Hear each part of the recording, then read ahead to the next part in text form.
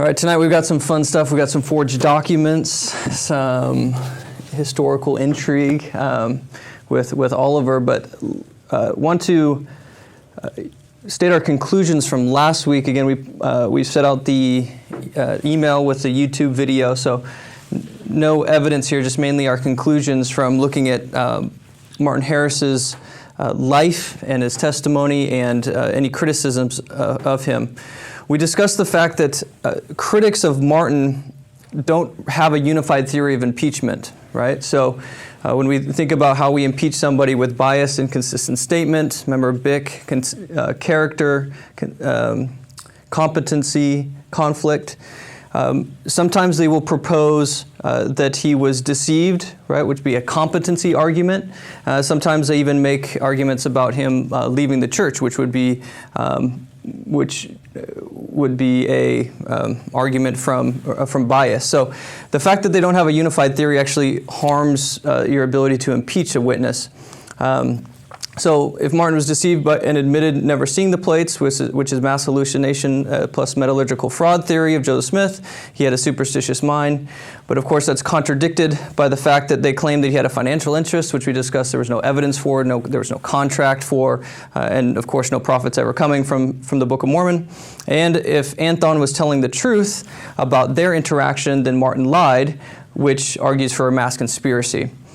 So you can't have both of these. You have to choose one if you're a critic in terms of impeaching Martin Harris. Most of our, I'll call them careful, but by that I just mean those that have got more renown, Von Brody, Vogel, they seem to favor the mass hallucination and metallurgical fraud theory. But again, we have lots of contradicting evidence from the Anthon affair and also his view of translation, right? So he has to be in this hallucination through the period where he's receiving the dictation. So we said that those proposals are inconsistent and therefore not reasonable. We talked about the large quantities of evidence supporting him as a reliable witness. 30 years on a citizen, it has to do by even critics, so we're talking about character there.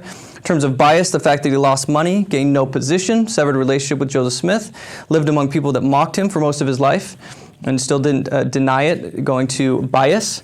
We talked about how critics use excommunication as evidence for impeachment, but actually it's evidence for reliability, and we walked through briefly that argument. And he convinced hundreds by his testimony, which remained consistently for nearly half a century, going to inconsistent statement. Did he ever deny it? And we ended with a Martin Harris proposition. It was reasonable to accept him as a reliable witness. And then we tied that into our positive argument for Joseph, 14 informal witnesses, adding Martin Harris's testimony to that, and then the probability that Joseph had the plates. We also added it to our argument to absurdity, and in our case it's improbability. And so we posited that Joseph Smith was a fraud by creating plates and mass hypnosis or hallucination, and then we walked through what he would have to do to pull off that fraud. So B, he has to create plates of 40 to 60 pounds to dupe the 22 natural witnesses. He has to be confident enough in the characters to have them copied and sent out to the best scholars to try and get them translated, which Martin did. Of course, his characters have to be believed by Mitchell and Anthon. If not, of course, Martin is lying and therefore part of the conspiracy. He then has to induce mass fraud of at least 10 people to hallucinate the plates, swords, spectacles, and angels that extended for months through the dictation of the Book of Mormon, and to people that he hadn't even met at times, those are informal witnesses that received visitation of angels. Hallucination for Martin has to be so effective that it endures for nearly half a century, despite no relationship and much ridicule. And then we end with that it's highly improbable that he could have accomplished B through G. Therefore, we've again argued to absurdity for the proposition that he was a fraud.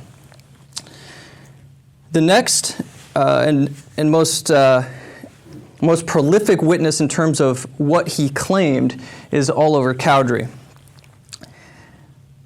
We know the first claim, we read it last week, so it's the angel experience that he had with Joseph and with David Whitmer apart from Martin Harris. So we saw the plates, saw the engravings, angel of God, right? We know that claim well.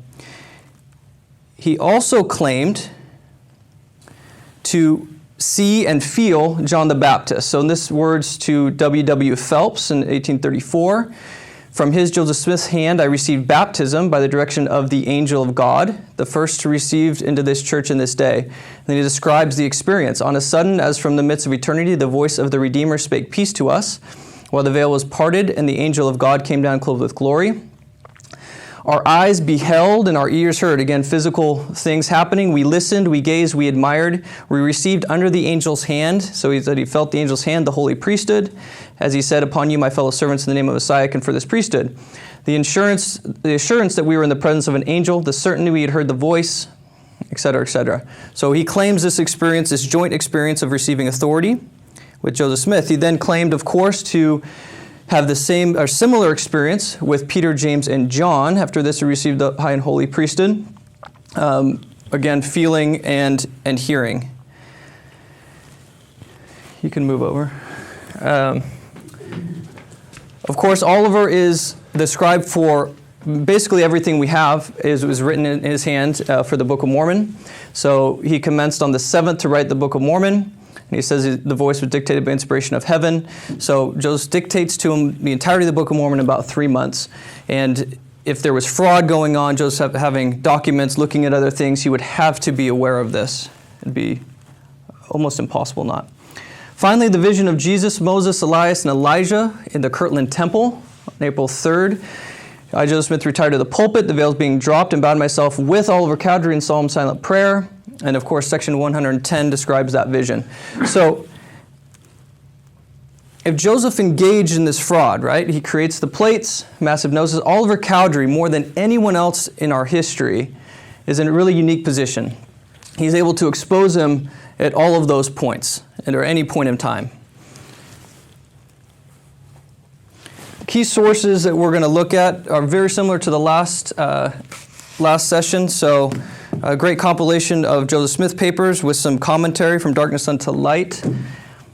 Investigating the Book of Mormon witnesses. Richard Lloyd Anderson spent about 50 years working with the witnesses' statements, collecting. He did most of this work for us.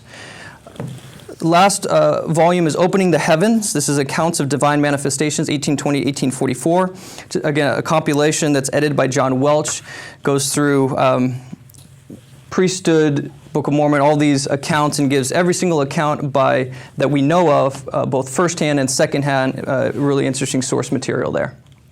Some other sources that are brought in but not referenced explicitly, the Danite Band, which we'll discuss in terms of one of the forgeries, and a good article by Richard Lloyd Anderson about those as well. So again, now we're all lawyers. We know how to impeach a witness. BIC, bias, inconsistent statement, character, competency. We don't use contradiction because, again, that's unique to courtroom testimony. It has to be within the same testimony courtroom that's really covered under inconsistent statement. So we don't deal with this, but we'll deal with the other 4. Let's first understand how Oliver came into orbit with Joseph Smith. In 1828, Lyman, his brother, is actually hired to be the school teacher. He rejects the offer, but Hiram is on the committee, and they offer that job to Oliver. And that's how he becomes, we've heard he's a school teacher in Palmyra. That's how the first connection that we know of with the Smiths. Probably because of that connection, he rents a room from Joseph Sr. and from Lucy. Now, Joseph is gone by this point. He's left town, right, to Harmony because of all the issues with them, people trying to steal the plates. But rumors hasn't ceased. Oliver becomes aware quickly of the existence of the plates. He becomes really interested in them. And by early 1829, he tells Lucy that he had been in deep study all day and had been put into his heart that he would have the privilege of writing for Joseph. Prior to this time, Joseph had a hard time finding consistent scribes. Emma wasn't a very good writer. He used Reuben for a little bit. Martin, of course, tried it and then lost pages, so that role was suspended. Oliver is like I said, a school teacher, much better writer than Joseph all throughout his life. So he claims that he has inspiration, and he leaves to Harmony near the end of March and arrives on the 5th of 1829. Interestingly, he stops in Fayette, New York to meet with his friend David Whitmer. This starts to bring the Whitmers closer to Joseph, and we know that they end up going to the Whitmer home, and there's a large connection with the Whitmer family. Oliver ends up marrying one of the Whitmers as well, so he becomes relations with them. So by the end of June, he arrives in April again, by the end of June, not even 3 months later, we pretty much have the Book of Mormon. And hundreds of sheets of paper. He also records dozens of revelations of Joseph. He later on, a year later, would copy again the entire Book of Mormon to prepare it for printing. So he was the person most intimately associated with the documents. Everything is mainly in his handwriting. In June 1829, so near the end of the translation, Joseph dictates the passage about the three witnesses. Oliver asked Joseph to inquire through the steer stone whether he was one of those. David and Martin also, Joseph said they couldn't stop teasing him, was the word he used, if they could be the witnesses. And that's what brings upon the prayer and the vision. So by 1836, this is kind of the height of Oliver's career with the saints. He's a trusted assistant president to Joseph Smith. He's editor of the church newspaper. Again, most of the revelations, most of the history at that point is written by Oliver. But again, the Whitmers, by this time, are his relatives. He's married into the family. They get involved in land promotion in Missouri. We won't go into the details of that, but it was interpreted by Missouri members as being exploitation of them. Oliver sides with the Whitmers, and this starts to precede his excommunication. He writes a letter of resignation and defines his controversy really with the outward government of this church. Now here's where it gets kind of fun and interesting. We have a testimony of a Samson Avard against Joseph Smith. Avard claimed that this paper against the dissenters was drafted by Sidney Rigdon. So this is published by the state of Missouri in the case against Joseph Smith. Remember, they're put in jail, in Liberty Jail. Avard is a witness. He was a Mormon, and he was the leader of the Danites, a band that lasted about 8 months and did some vigilantism and was cloak and dagger and all sorts of bad things. And so in his testimony, the first time we see this, the only time we see this, is this paper of dissenters, which he says is drafted by Sidney. So this is what it claims about Oliver Cowdrey. And when you Google Oliver Cowdrey, this is what the critics will use. They'll say that even the church, even Mormons, say that Oliver Cowdrey did X, Y, Z. This is where it's coming from mainly. So after Oliver Cowdrey had been taken by a state warrant for stealing and the stolen property found in the house of William W. Phelps. That's one of the claims. It's a really long document. You can read it online. The saints in Kirtland, having elected Oliver Cowdrey be a justice of the peace, he used the power of that office to take their most sacred rights from them, and that contrary to law. During the full career of Oliver Cowdrey and David Whitmer's bogus money business, like counterfeiting, it got abroad into the world that they were engaged in it, and several gentlemen were preparing to commence a prosecution against Cowdrey when he fled to Far West with their families. This was saying this was happening in Kirtland. Now, Oliver, throughout his life, strongly denied these claims. And in 1846, letter to Brigham Young's brother, Phineas, who was instrumental in his return to the church, he wrote, "And that it might not be understood, let me here say that I've only sought and only asked that my character might stand exonerated from those charges which imputed me to the crimes of theft, forgery, etc., those which all my former associates knew to be false. I have not ever asked to be excused or exempted from acknowledgement of any actual fault or wrong, for these there are many, which it always my pleasure to confess. I have a cherished hope that one of my fondest that I might leave such a character as to those who might believe in my testimony after I should be called hence, might do so not only for the sake of the truth, but might not blush for the private character of the man who bore that testimony." He was very concerned with and part of the reason he stayed away from the church for so long was that he didn't feel he ever received a formal apology for this accusation, which was put out there by the state of Missouri. So what do we conclude from the Avard testimony? It was signed by 48 Caldwell citizens, but we really don't know who wrote it. Samson Avard, as we said, was the founder and perpetrator of the Danite band, and he was the first to sign it. So many think it's possible that he drew it up and then presented for signing at the Danite meetings. Even if it's authentic, Cowdery had left by that time, so he had no way to respond. Normally in court you have a way to respond. He, of course, was never convicted of any of those crimes nor charged with any of those crimes in Kirtland or elsewhere. He did deny those charges. 2 months earlier, Cowdery had been invited to answer charges in Kirtland for his excommunication. Now, the substance of those charges were for inactivity in the church, speaking against Joseph Smith, and for seeking to collect money from impoverished people through lawsuits. So what's interesting is that those that are actually involved with excommunicating him from the church do not bring any of these actions against Oliver as being causes for excommunication. During Oliver's rebaptismal examination, which is heavily documented, it focuses almost exclusively on his obedience to priesthood leaders. So one quote is, "Many questions were relative to his course and feelings towards Brother Joseph." Oliver stated at that hearing, "I feel that I can honorably return to the church. I have sustained an honorable character before the world during my absence from you. This, though a small matter with you, is of vast importance to me." So what was his character before the world? He was out of the church for 10 years. He became a lawyer and a politician. He was chosen as one of 13 delegates from his county to a senatorial convention. He was first chosen as the editor for the Democratic paper, but was dropped on discovery that he was one of the 7 founders of Mormonism. We're not sure where the 7 came from, but he didn't get that job. Nevertheless, he did stay in Tiffin, Ohio for the next 7 years. He was appointed by that time temporary editor and publicly thanked in the paper for his ability in the management of our paper. He was prominent in testing candidates for admission to the bar, so he was a prominent member of the bar in Tiffin, and he was elected by the party township meeting as a delegate to the Democratic Convention for 3 years. He was a very persuasive speaker, both in court and on the stump. In 1846, he was promoted for the office of state senator by a dozen delegates that were loyal to him. Through 2 ballots, he ended up losing that. William Lang was an apprentice with Oliver for a year and a half before he was admitted to the bar, but continued to associate with him for a number of years. Later in life, he wrote a history of Seneca County where he gives a really full description of Oliver. I've edited out all the physical characteristics that he goes into, but he says in part that he was an able lawyer and a great advocate. His manners were easy and gentlemanly. He was polite, dignified, yet courteous. His association with others was marked with the great amount of information his conversation conveyed and the beauty of his musical voice. When he addressed the court, there was a high order of oratory with brilliant and forensic force. He was modest and reserved, never spoke ill of anyone, never complained. William Harvey Gibson, very famous member of the community. He was a Civil War general.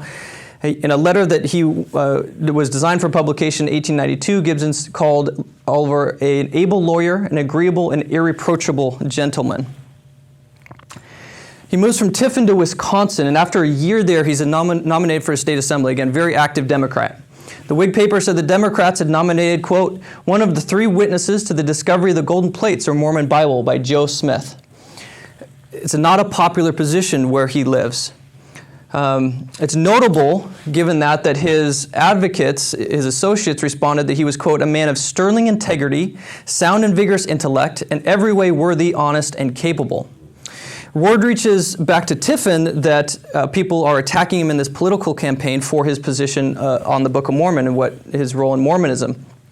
John Breslin published an article immediately after hearing that, saying that deploring such baseness of such a course, and he insisted in really strong terms about his character. He said, Mr. Cowdery was a resident among us for a period of 7 years, during which time he earned himself an enviable distinction at the bar of this place and of this judicial circuit. As a sound and able lawyer and as a citizen, none could have been more esteemed.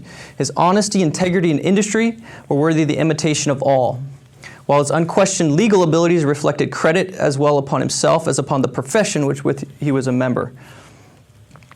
High praise. After rejoining the Saints, he ends up dying before he can make it out to Utah. He lived in Richmond, Missouri, and he was just a resident very briefly there, but the circuit court and bar expressed regret at the death of their friend and brother, Oliver Cowdrey. His friends in Tiffin wrote that his numerous acquaintances at this place will receive the tidings of his decease with much regret. He was a man of more than ordinary ability. During his residence among us, had endeared himself to all who knew him in the private and social walks of life. So can Oliver be impeached based on the one document from Missouri? I don't think so. The only evidence of dishonesty comes from a church member. However, it was never proven nor used by the church itself in excommunication proceedings or in rebaptism proceedings. We have more than a decade of evidence of honesty from those who did not accept his claim to the Book of Mormon that we've seen over and over. Competency. This was an issue that we saw with Martin. People claimed that he was easily deceived, that he believed in goblins and all that kind of things. Can Oliver Cowdery's competency be impeached? There's not even a shred of that. He had an emotional and intellectual capacity to know whether he was deceived. We read over and over about his ability as a thinker and as a lawyer, as a writer, as an orator. Can he be impeached for bias? He has no positive reason to continue a conspiracy, right? No money, no power, no fame, and he has many reasons to expose. He lost a job. He lost at least one political campaign we know is used against him in the other campaign that he lost as well. Those that have run for political office, we know how important it is to them to win, and he never breaks with his testimony despite those pressures. So, does he ever deny? We often hear on the web that there's statements out there that these witnesses denied, and normally what they do, sadly, is they don't look at the mountains of evidence that we have from these people that they were consistent in their testimonies.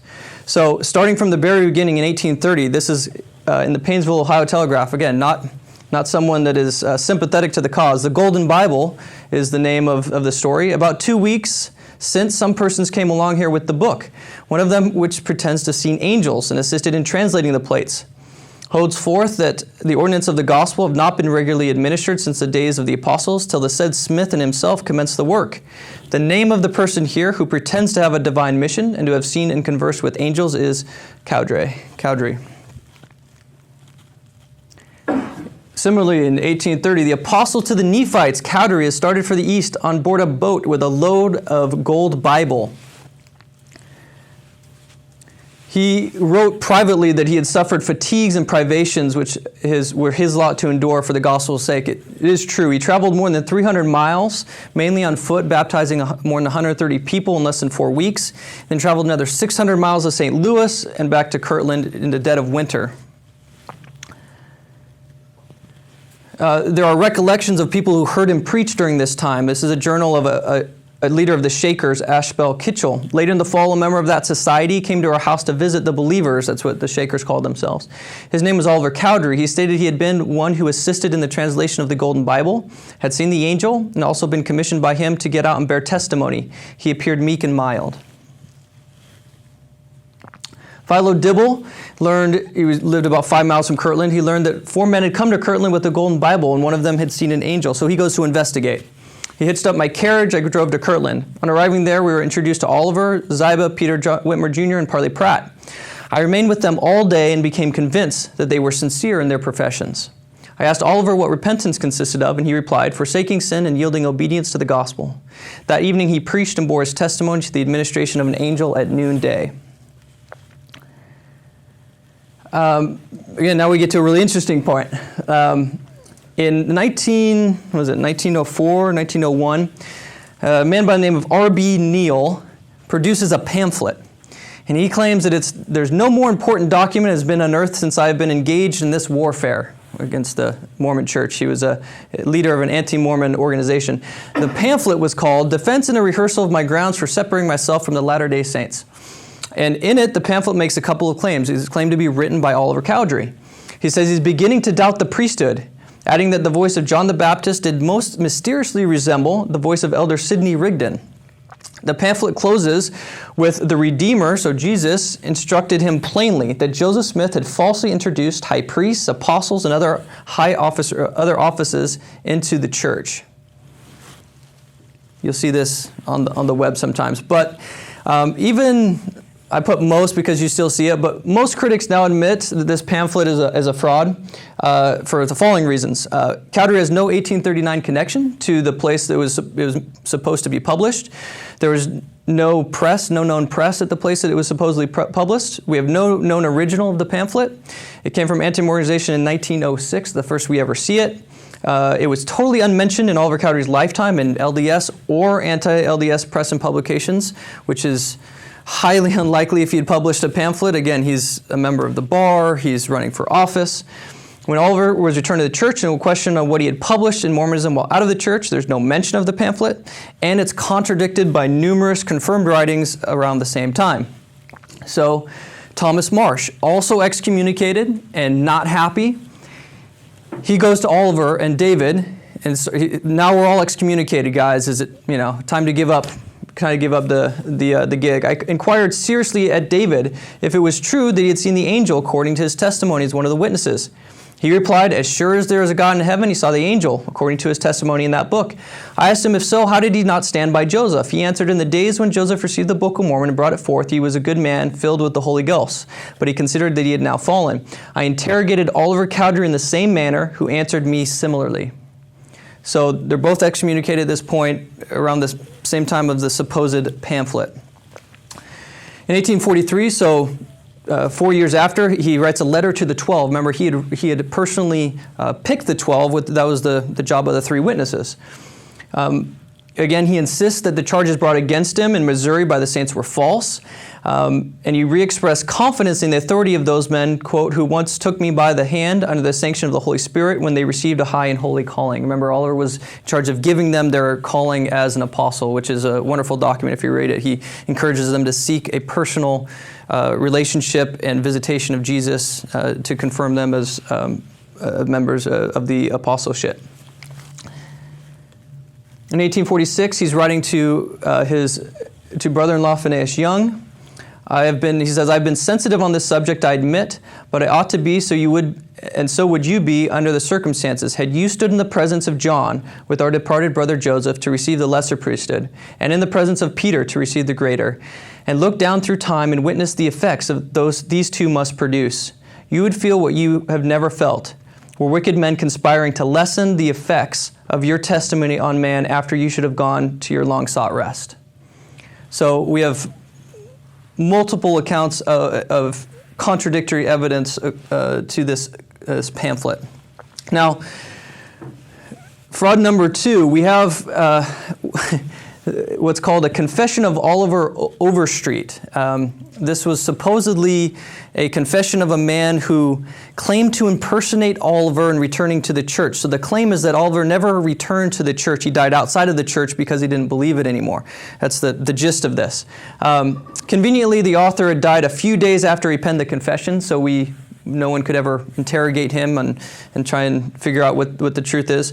The confession uses Reuben Miller's record. It never mentions Phineas Young, despite the fact that, as we see in the letters, Phineas was actually the one that was orchestrating the return of Oliver's reinstatement.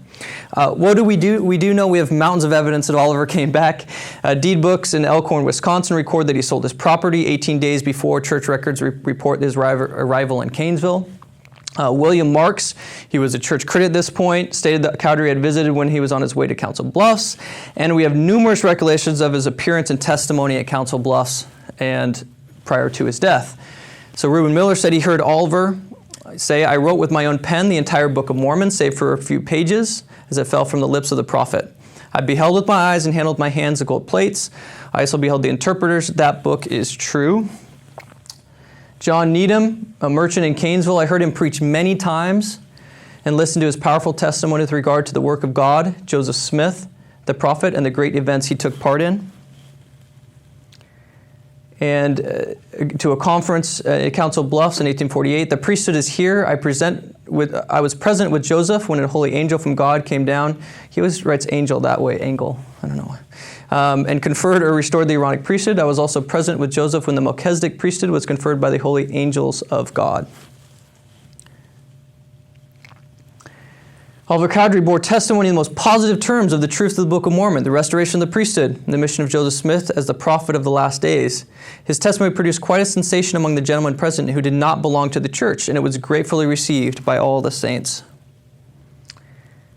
The 2 people who knew Oliver the best in life was his best friend and brother-in-law, David Whitmer, and his wife, Elizabeth Ann Whitmer. But earlier you said Phineas Young was a brother-in-law? Yeah, Phineas. He married Young later? Yes, he did, yeah. So David Whitmer, I also testified to the world. Brett, did you want to Repeat that question, please. Oh, the connection of Phineas Young to Oliver Cowdrey. Phineas also married into, had one of his, I think he was a polygamist, and one of his wives was a Cowdery. Because Oliver just had the one wife, and she did not die. I also testified to the world that neither Oliver Cowdery or Martin Harris ever at any time denied their testimony. I was present at the deathbed of Oliver Cowdery, and his last words were, "Brother David, be true to your testimony to the Book of Mormon." Elizabeth Ann Whitmer, he will always, without one doubt or shadow of turning, affirmed the divinity and truth of the Book of Mormon. So can he be impeached via inconsistent statement? He cannot. We have well documented early. We went through 1830s at the start of his career, mid, so post-excommunication, where he's interviewed by critics and writing letters to people, and late, so after rebaptism, statements and recollections. We have two documents, confessions of Overstreet and defense, that are clearly faked, and most, again, I don't know any credible scholar that believes they're true. You'll see them on the internet, but the internet is what it is.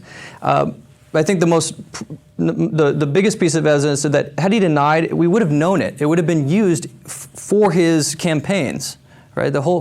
He gained, again, everything by denying. He would have gained more prestige. He would have gained maybe winning his political campaigns. He never does that. He never denies. And he lost those campaigns. So again, Oliver's unique position. I've always wondered this with critics that say Joseph is hypnotizing.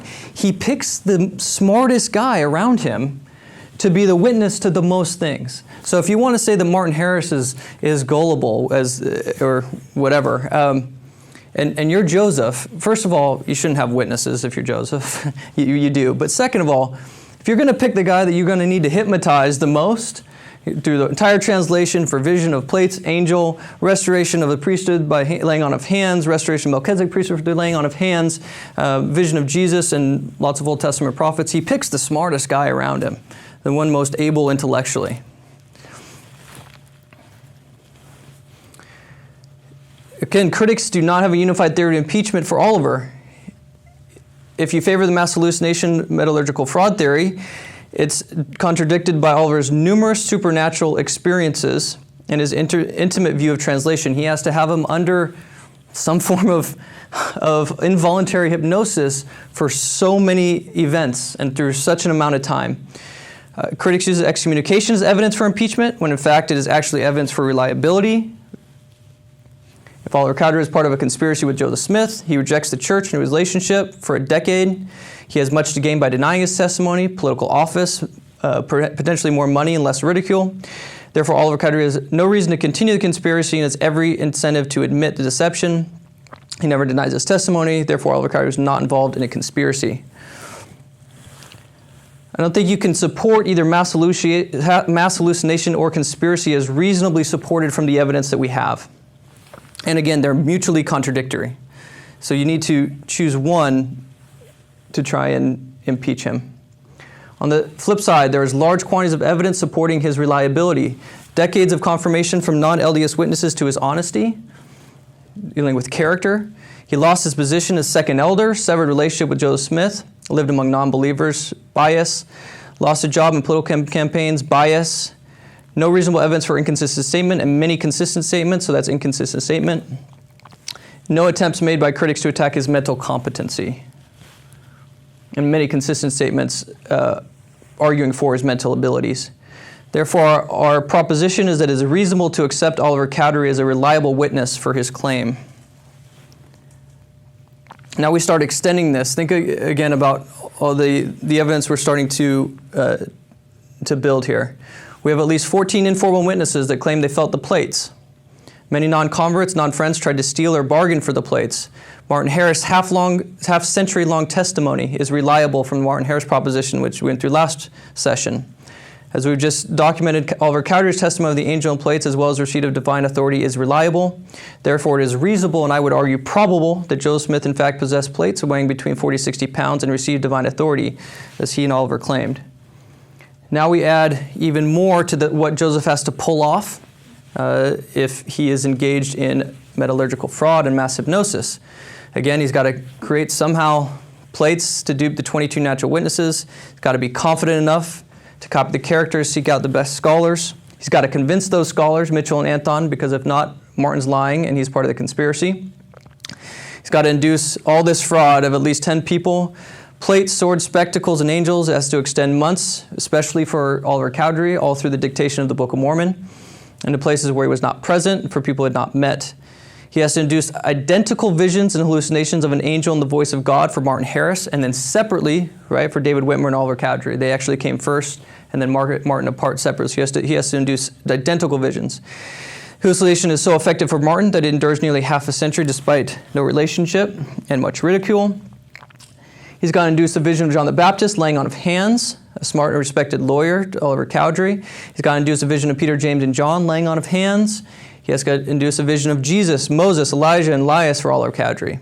Again, this hallucination has to be so effective to Oliver Cowdery that it endures for decades despite no relationship and large potential gains for denial. It is highly improbable that Joseph Smith could have accomplished B through K. Therefore, it's reasonable probable that Joseph Smith possessed plates, as he claimed. Questions? One of the things that seems to be brought up by some is that Oliver joined the Methodist Church and was an active member of that. And some said because he did that, he obviously didn't keep his testimony, yet he was never, ever, to my understanding, credited with, even with the Methodist Church, with disavowing his relationship beforehand. It seemed to be Yeah, he was a secretary there, and he was a Christian, and yeah, I'm never one to lionize these guys, and they all left the church and they all had ego problems or ego issues. He was the second elder. He was again clearly probably intellectually smarter than Joseph Smith, and so at some point all of these witnesses want to have position, and at some point they all want to be equal or above Joseph Smith, and it just doesn't work out, and they're excommunicated. So, and they all have different theological tendencies. Like, we've discussed Martin. He lived kind of fossilized in terms of his theological commitments for like 30 years, and so we have a progression of Mormon doctrine that goes on in Nauvoo and in Utah, where these guys aren't a part of that at all. Their theological commitments to me aren't the issue, and they certainly had differences. I don't think the church or I personally would lean on them for their theological opinions. The only question, the only thing we care about is, did they lie, and did they see what they said and they saw what they saw. Now, when Oliver comes back, he talks about how sad he was for being apart for 10 years, and he felt like he missed some things being part of the church. And so I feel bad for him and for Martin that probably missed out on a lot of fellowship for many years. But from a pure evidentiary standpoint, it's much better. So if I have to script my ideal witnesses, it doesn't get better. It does, because it rules out bias. It rules out conspiracy when these guys go through their life and depart from the church. So I feel bad for them on a personal perspective. I think most of them said that they felt that they had lost out on things. But from an evidentiary perspective, it works in their favor. So certainly they had theological conflicts. Oliver was not happy with polygamy, right? So we're not arguing here that they are, like I said, they thought Joseph was a fallen prophet at one point. Now by the end, he doesn't, by the end of his life, but at one point he does. So they go through different theological permutations, and Martin joins the Shakers for a little bit, and then different offshoots of Mormonism. And so they're all going through their own separate battles, and they deal with, and they were mistreated too. They were mistreated in Missouri. Those things were false, and Sidney Rigdon preached a sermon called the Salt Sermon, which was inflammatory, and the Danites, we think, kind of picked up on that, and there was harsh rhetoric, and they kicked him out of Far West. So they had hurt feelings. I mean, it was hard. It was a hard time, and that's what history is, and that's what people's lives are.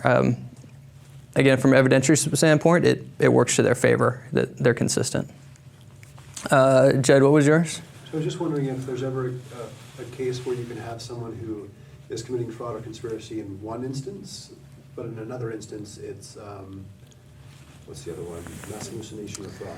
Yeah. How do those play against each other? It really has to be one or the other, right? If they are part of a conspiracy, then they're in league with Joseph Smith, right? And they're saying, look, we're going to create this religion. Why would he hypnotize them? Right, there's no need for that. If you're part of a conspiracy, then that's the whole point, is like, we're going to do this together, and we got to come up with this book, and then let's come up with a story, right? So that's conspiracy. Could they be duped first, and then because I'm an intelligent person, I feel stupid that I got duped? It's easier to say, join the conspiracy? Like, is there any credence to that idea? I mean, in theory, you could, right? You could always be duped and then be like, no, now I'm going to believe that. We just have no evidence for that. Switch that. Right, And no personal gain. yeah, again, there's no. Even though what's odd is that sometimes on the internet you'll see they all left the church, and that is clearly like an argument, right, that they were involved in a conspiracy, right? And so they just mix up these arguments, and that's what's frustrating when you're trying to deal with it in like I said, if you just Google them and you go to the first anti-Mormon website you hit, it's like a list of them, and they're inconsistent, and they're not clearly saying, oh, we're arguing for incompetency, which is Joseph Smith rendered them incompetent through hypnosis or whatever you want to say. Von Brody, of course, says that it's involuntary hypnosis, that Joseph did this involuntary. So he involuntarily, I don't even understand really the argument, but his most celebrated non-Mormon biographer claims that he had an unconscious ability to produce visions for people. So he unconsciously does this, apparently. I just don't... She didn't believe visions, because she didn't believe in the supernatural. So she just believed in... she didn't believe in the supernatural, but no, so it would have been, she doesn't say hypnosis, but she says he produced visions. And she says at one point that she recognizes that they were consistent. So she says, and she'll say, look, he said bad things about them and they were kicked out of the church. He dealt with them as individuals, but she says he had conjured a vision that they would never forget. Many of them in Oliver's case. She doesn't believe in supernatural, but she believes in this as a non-supernatural thing. Apparently, yes. Yeah, she's not a believer in God per se, but in the abilities of magicians apparently to induce states of hallucination in the mind, yes. So you have the most famous biographers saying that it's non-voluntary, but then you have people like, well, who recognize that that's kind of, it's very hard, right? Because he's dictating like, oh, there's going to be 3 that are going to be seen by the angel of God, right? Well, he's got to have a plan for how those 3 are going to see by the angel of God if he's dictating that to them in the Book of Mormon. So, like, if it's involuntary, he dictates that, and then he's like hoping beyond hope that he can involuntarily produce it. So Vogel, most people go with like, oh, he voluntarily, he was putting him under hypnosis. Again, the evidence for that is non-existent, but that's what they go with. Because it's very hard to prove conspiracy because of all these facts. So where do you go if you don't have conspiracy? You have to go to that, and that's why it puts critics in a difficult position. It does.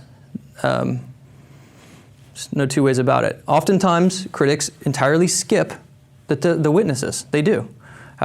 New Mormon Challenge, for example, the book I brought last week, which is the newest in 2005 at least, but the newest and best scholarship, they don't mention the witnesses at all. So they're hard to deal with, and I think people just skip it. They'll go straight to anachronisms in the Book of Mormon or polygamy. Like you notice the 5 questions of the couple from Issaquah that we brought up, right? Snoqualmie Ridge or whatnot. I don't know. They're all the same. East of Bellevue. It's polygamy. He didn't write stuff down, which again is contradictory. If he had just read Opening the Heavens, he would have seen mountains of people writing down about the restoration of the priesthood early on, but nothing about the witnesses. So dealing with them is inconsistent, and I've tried to find the best critics, and but a lot of it is just internet websites that aren't great. No real scholarship there. Other questions? We're good? All right. 10 minutes early today. Next session, we'll finish up with the most interviewed witness, which is David Whitmer. And then, if time, we'll, I think, head into really cool Book of Enoch stuff. So if you want to read and prepare it all, read Moses chapters 4 through 6. That's Joseph Smith's Book of Enoch, and we'll go through how he restored the Book of Enoch and how we found it in the 20th century, and comparing Joseph Smith's Book of Enoch to the books of Enoch that we found in Ethiopia and other places. So we'll head into some other positive evidences for Joseph Smith besides witnesses. But not about Oliver. Yeah. His wife, did she end up going back to Utah and rejoining the church in her after her husband's death? Mm-hmm. The Whitmers were... Or they just never did go back?